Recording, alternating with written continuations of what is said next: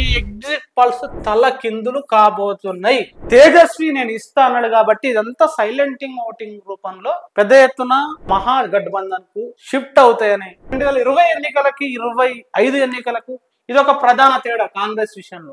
అక్కడ లెఫ్ట్ పుంజుకుంటుండడం తోటి దాని క్రెడిబిలిటీ ఈ రూపంలో మనకు కనిపించింది.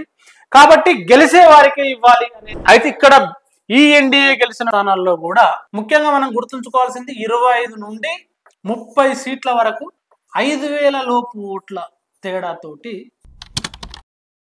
వెల్కమ్ టు T10, నేను మీ సుందర్. బీహార్ ఎగ్జిట్ పోల్స్ మీరు అందరూ చూసే ఉంటారు. ఎన్డీఏ గెలవబోతుందని చెప్పేసి మెజారిటీగా చాలా సంస్థలు చెప్పాయి. మహాగఠబంధన్ గెలవబోతుందని ఒకే ఒక సంస్థ చెప్పింది. మరి ఎన్డీఏ గెలుస్తుందా, మహాగఠబంధన్ గెలుస్తుందా, అసలు ఈ ఎగ్జిట్ పోల్స్ గతం నుంచి ఏమవుతున్నాయి అనే అంశాలని షార్ట్ గా చెప్పుకునే ప్రయత్నం చేద్దాం. ఎగ్జిట్ పోల్స్ ఏం చెప్పినాయి అనే అంశాలను మాట్లాడుకుంటే ముఖ్యంగా చాణక్య స్ట్రాటజీస్ 135 to 150 ఎన్డీఏ గెలుస్తుంది. అదేవిధంగా మహాగఠబంధన్ 85 to 100 గెలుస్తుంది అని చెప్పేసి చాణక్య స్ట్రాటజీస్ చెప్పింది. హెచ్ఎంఆర్ సర్వే 128 to 140 ఎన్డీఏ గెలుస్తుంది. 95 to 110 మహాగఠబంధన్ గెలుస్తుంది అని చెప్పేసి చెప్పింది. స్మార్ట్ పోల్ 125 to 138 ఎన్డీఏ గెలుస్తుంది. అదేవిధంగా జర్నో మిర్రర్ అనే సంస్థ మాత్రం ఎన్డీఏ 100 నుంచి 110 స్థానాలకే పరిమితమై మహాగఠబంధన్ 130 to 140 సీట్స్ గెలవబోతుందని చెప్పేసి జర్నో మిర్రర్ అనే సంస్థ చెప్పింది. 2020లో ఏం జరిగిందనే అంశాన్ని మాట్లాడుకుంటూ ఎగ్జిట్ పోల్స్ గురించి మాట్లాడుకుందాం. 2020లో మొత్తం బీహార్లో 243 సీట్లుంటే 122 సీట్లు గెలిచిన పార్టీ అధికారంలో ఉంటుంది. ఎన్డీఏ అప్పుడు 125 సీట్లు గెలిచింది. అంటే అర్థమైంది, 3 సీట్లు అదనంగా గెలిచి అధికారంలోకి వచ్చింది ఎన్డీఏ కూటమి. మహాగఠబంధన్కి అప్పుడు 110 సీట్లు వచ్చినాయి, 12 సీట్లు తక్కువ పడ్డది అధికారానికి, ఒక స్వల్ప మెజారిటీ సంబంధించింది. అప్పుడు ఏం జరిగింది, ఎన్డీఏలో బీజేపీకి 110 స్థానాల్లో పోటీ చేస్తే 74 స్థానాలకు బీజేపీ గెలిచింది. జేడీయూ 115 స్థానాలకు పోటీ చేస్తే 43 గెలిచింది. హెచ్ఏఎం అండ్ విఐపి పార్టీలు 8 స్థానాల్లో గెలిచినాయి. మహాగఠబంధన్ లో ఆర్జేడీ పెద్ద పార్టీగా 144 స్థానాల్లో పోటీ చేస్తే 75 స్థానాల్లో గెలిచింది, అతిపెద్ద పార్టీగా అసెంబ్లీలో అవతరించింది. కాంగ్రెస్ 70 స్థానాల్లో పోటీ చేస్తే 19 స్థానాలు మాత్రమే గెలిచింది. అంటే మహాగఠబంధన్ కు అతిపెద్ద దెబ్బ ఎక్కడ పడ్డదంటే కాంగ్రెస్ రూపంలో పడ్డది. 70 స్థానాల్లో పోటీ చేస్తే 19 మాత్రమే గెలిచిందంటే 51 స్థానాలు ఓడిపోయినాయి. వీళ్ళకి అధికారానికి కావాల్సింది ఇంత, కేవలం ఇంకో 12 స్థానాలు మాత్రమే కావాలి. అదేవిధంగా లెఫ్ట్ చూస్తే 29 స్థానాల్లో పోటీ చేస్తే 16 స్థానాల్లో గెలిచింది లెఫ్ట్ పార్టీ. సో మొత్తంగా 12 స్థానాలు వెనుకబడ్డాయి. అయితే ఇక్కడ ఈ ఎన్డీఏ గెలిచిన స్థానాల్లో కూడా ముఖ్యంగా మనం గుర్తుంచుకోవాల్సింది 25 నుండి 30 సీట్ల వరకు 5,000 లోపు ఓట్ల తేడాతోటి గెలిచింది ఎన్డీఏ. దాంట్లో ముఖ్యంగా కాంగ్రెస్ పోటీ చేసింది, ఒక 8 స్థానాల వరకు 5,000 లోపు ఉంది. లెఫ్ట్ ఓడిపోయిన దాంట్లో ఒక 5 స్థానాల వరకు 5,000 లోపు ఉన్నాయి.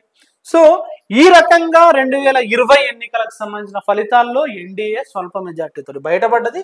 దాంట్లో ఇన్ని కారణాలు ఉన్నాయి. మహాగఠబంధన్ సంబంధించి ఆర్జేడీ 140 స్థానాల్లో ఇప్పుడు పోటీ చేసింది, అంతకుముందు 144 స్థానాలు అనుకున్నాం కదా.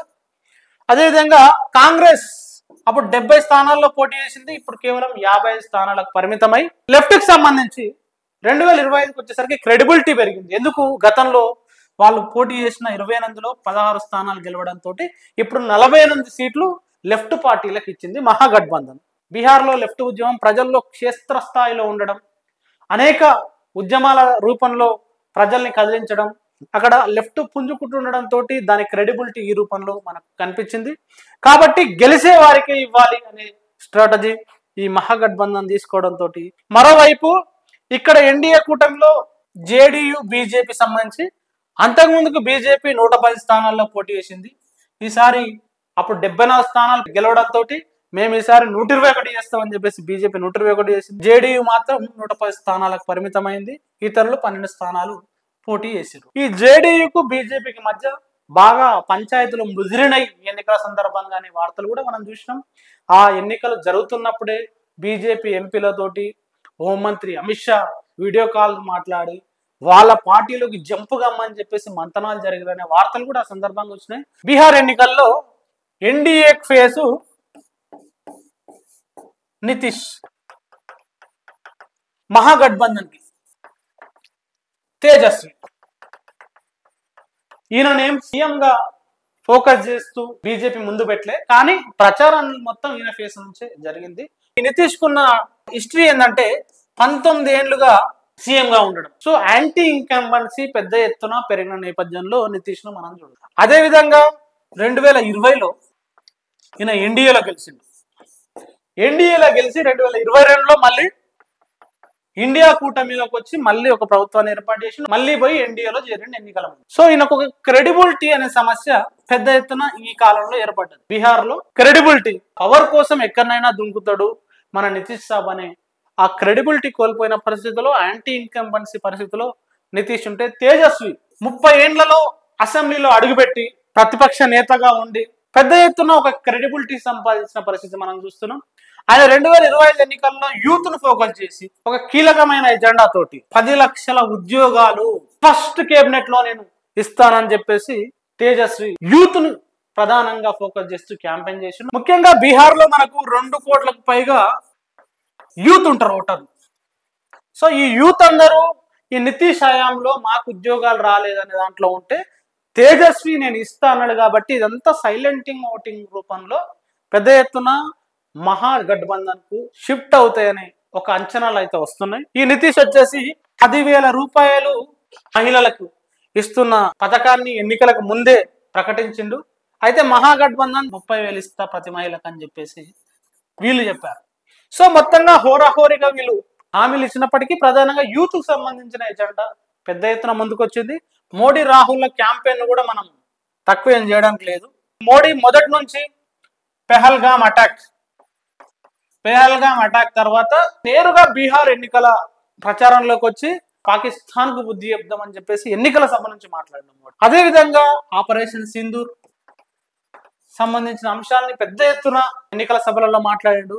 అదేవిధంగా సరిగ్గా మొదటి దశ పోలింగ్ జరుగుతున్న ఒక్కరోజు ముందు కాశ్మీర్ లో ఉగ్రవాదులను ఏరేసే ఒక ఆపరేషన్ అయితే ఆ రోజు జరిగింది. ఎన్నికలకు ఒక రోజు ముందు, సరిగ్గా రెండో ఫేజ్ ఎన్నికలకు ఒక రోజు ముందు ఢిల్లీలో బాంబ్ బ్లాస్ట్ జరిగింది. సో దేశ భద్రత చుట్టూ బీజేపీ క్యాంపెయిన్ జరిగింది. మరి రాహుల్ గాంధీ చేసిన పని ఏంటి? ముఖ్యంగా ఓట్ చోరీ పేరుతోటి, హైడ్రోజన్ బాంబ్ పేరుతోటి పెద్ద ఎత్తున క్యాంపెయిన్ చేసిండు. బీజేపీ ఎన్నికల కమిషన్ ను పావుగా వాడుకుంటూ ఎలా చేస్తుందని చెప్పేసి ఆధారాలతో సహా పెద్ద ఎత్తున బీహార్ లో ఒక పెద్ద క్యాంపెయిన్ చేసిండు. దేశవ్యాప్తంగా ఒక పెద్ద క్యాంపెయిన్ చేసిండు. అంటే బీహార్ లో కాంగ్రెస్ గతంలో క్రెడిబిలిటీ కోల్పోయిన పరిస్థితుల్లో 19 సీట్లలోనే ఉంది. అయితే ఈ ఎన్నికల్లో మాత్రం రాహుల్ గాంధీ ఎఫెక్టివ్ క్యాంపెయిన్ అయితే బీజేపీని ఎండగట్టడంలోని, బీజేపీ తప్పులను ఎండగట్టడంలో కానీ, అక్కడ యువతను పోగేయడంలో కానీ తేజస్వితో పాటు పెద్ద ఎత్తున రాహుల్ గాంధీ క్యాంపెయిన్ లో ఉండు. కాబట్టి ఈ ఓట్ చోరీకి సంబంధించి ముఖ్యంగా బీజేపీ క్రెడిబిలిటీ, మోడీ క్రెడిబిలిటీ పెద్ద ఎత్తున పోయిన సందర్భం. అదేవిధంగా 65 లక్షల ఓట్లు బీహార్ లో అర్ధగానంగా తీసేసారని చెప్పి చెప్పడం, దేశం ముందు ఆ ఎజెండాను ఉంచడం, బీహార్ లో ఆ ఎజెండా నిలబెట్టడంలో రాహుల్ గాంధీ సక్సెస్ అయ్యాడు. కాబట్టి 2020 ఎన్నికలకి 25 ఎన్నికలకు ఇదొక ప్రధాన తేడా కాంగ్రెస్ విషయంలో. కాంగ్రెస్ అప్పుడు చాలా వీకెస్ట్ పార్టీగా ఆడ మహాగఠబంధన్ లో ఉంది. ఇప్పుడు మాత్రం ఈ క్రెడిబిలిటీ కారణంగా కనీసం 20-25 సీట్లు వచ్చే అవకాశం కాంగ్రెస్ కు ఉందనేది కూడా ఇప్పుడు మాట్లాడుకుంటున్నారు. లెఫ్ట్ కూడా అప్పుడు 16 వచ్చినాయి, కనీసం ఇప్పుడు 20కి పైగా సీట్లు వస్తాయనే ఒక చర్చ అనేది జరుగుతుంది. మహాగఠబంధన్ లో ముఖ్యంగా ఈ తేజస్వికి సంబంధించి గతంలో 75 వచ్చినాయి, ఈయన సీట్లు కూడా పెరగబోతున్నాయి అనేది ఒక అంచనా. అదేవిధంగా ఈ పీకే ప్రశాంత్ కిషోర్ ఏదైతే పార్టీ పెట్టిండో, ఈయన పెట్టిన పార్టీ తోటి బీజేపీ వెనుక ఉన్న అగ్రవర్ణ ఓట్లకు సంబంధించి చాలా వరకు పీకే లాగబోతుండు అనేది కూడా పెద్ద ఎత్తున. ఆయనకి ఎన్ని సీట్లు వస్తాయి అంటే 0కే పరిమితమైన ఒక 10% ఓట్ల వరకు ఈయనకు రావచ్చు అని ఒక చర్చ జరిగితే, లేదు ఒక 5 నుంచి 8 సీట్లు పీకేకి వస్తాయి. ఆ వచ్చిన ఓట్లకు సంబంధించి కూడా ఈ ఎన్డీఏను దండి కొడతాడు. ఎగ్జిట్ పోల్స్ ఎట్లున్నాయంటే 2015లో ఎన్నికలు జరిగినప్పుడు మనం దేశమంతా మోడీ వేవ్ లో ఉంది. 2014లో మోడీ ప్రధానమంత్రి అయ్యిండు. మోడీ అని దేశమంతా ఉన్న సందర్భంలో 2015లో ఎన్డీఏ గెలుస్తుందని ఎగ్జిట్ పోల్స్ మొత్తం చెప్పినాయి. ఎన్డీఏనే విక్టరీ, ఇక దేశంలోనే మోడీ వచ్చిందంటే బీహార్ లో ఎన్డీఏ గెలవడం పక్కా అని చెప్పారు. అయితే 2015లో మహాగఠబంధన్ అఖండ విజయాన్ని సాధించింది బీహార్లో. సో ఇక్కడ ఈ ప్రిడిక్షన్ ఫెయిల్ అయిపోయింది. 2020లో ఏం జరిగింది? ఈసారి ఎట్లయినా మహాగఠబంధనే గెలుస్తుంది తక్కువ మెజారిటీ తోటైనా అని చెప్పేసి అన్ని ఎగ్జిట్ పోల్స్ మెజారిటీగా చెప్పినాయి. కానీ ఎంజీబీ గెలుస్తుంది అనుకుంటే ఆడ ఎన్డీఏ గెలిచింది. సో ఇక్కడ ఫెయిల్ అయింది. 2025 ఇప్పుడు ఇక్కడ కూడా ఈ ఎగ్జిట్ పోల్స్ తల కిందులు కాబోతున్నాయి. 2020 ఎన్నికల తర్వాత లెఫ్ట్ కు ప్రాధాన్యత ఇవ్వడం, వాళ్ళ క్రెడిబిలిటీ పెరిగిన నేపథ్యంలో వాళ్ళకు కొన్ని సీట్లు పెంచడం, కాంగ్రెస్ కొన్ని సీట్లు తగ్గించుకునే ప్రయత్నం చేయడం, తేజస్వి గత 5 ఏళ్లుగా ప్రతిపక్ష నాయకునిగా పెద్ద ఎత్తున యువతలో ఒక క్రేజ్ సంపాదించడం, ఇవన్నీ ఈ నేపథ్యంలో ఈ తప్పకుండా మహాగఠబంధన్ గెలవబోతుంది అని విశ్లేషణలు బీహార్ సోషల్ మీడియాలో కానీ మన తెలుగు సోషల్ మీడియాలో కానీ అదేవిధంగా అనేక మంది చర్చనైతే చేస్తున్నారు. మరి ఎక్కువ రోజులు ఏం లేదు ఫలితాలకి, ఆ రోజు మళ్ళీ మాట్లాడుకునే ప్రయత్నం చేద్దాం. Thank you very much. చూస్తూనే ఉండండి.